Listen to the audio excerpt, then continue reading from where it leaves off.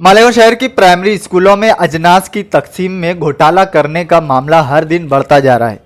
15 से 16 किलो अनाज फी तालिबे इल्म होता है, लेकिन हमारे शहर में इन गरीब बच्चों को स्कूलों से 1 किलो अनाज भी मुयस्सर होना मुश्किल साबित होता है।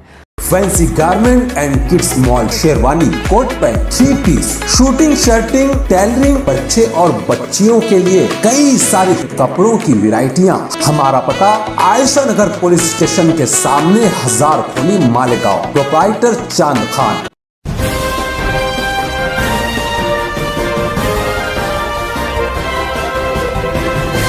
मानव समाचार, मानवता के हक में। स्वागत है आपका मानव समाचार में। मैं हूं शुएब मसूद। मालेगांव शहर की प्राइमरी स्कूलों में अनाज की तकसीम में घोटाला करने वाले माफियाओं का पर्दा इन दिनों फाश हुआ है।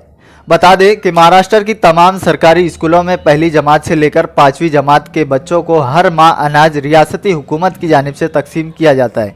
रियासती हुकूमत के सर्कुलर के मुताबिक सरकारी प्राइमरी स्कूलों में जेर तालीम पहली जमात से 5वीं जमात के दरमियान 5 किलो तुअर दाल और 6.25 किलो चना मुख्तस किया गया है। वहीं छठी जमात से लेकर 8वीं जमात के तलबा व तालबात के दरमियान तुअर दाल 7 किलो और चना 8.5 किलो मुख्तस किया गया है। इस सर्कुलर की कॉपी हमारे स्क्रीन पर आप बगौर देख सकते हैं। अब यहाँ सवाल ये है कि आखिर क्या वजह है प्राइमरी स्कूलों के बच्चों में अनाज की तकसीम में घोटाला किया जाता है।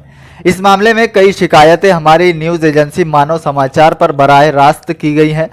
लिहाजा कारपोरेशन इंतजामिया को इस मामले में नींद से जागने की ज़रूरत है और गरीब तलबा व तालबात को इनका हक पहुंचाने में काहली ना बरतना वक्त की अहम ज़रूरत है। देखते रहें मानव समाचार।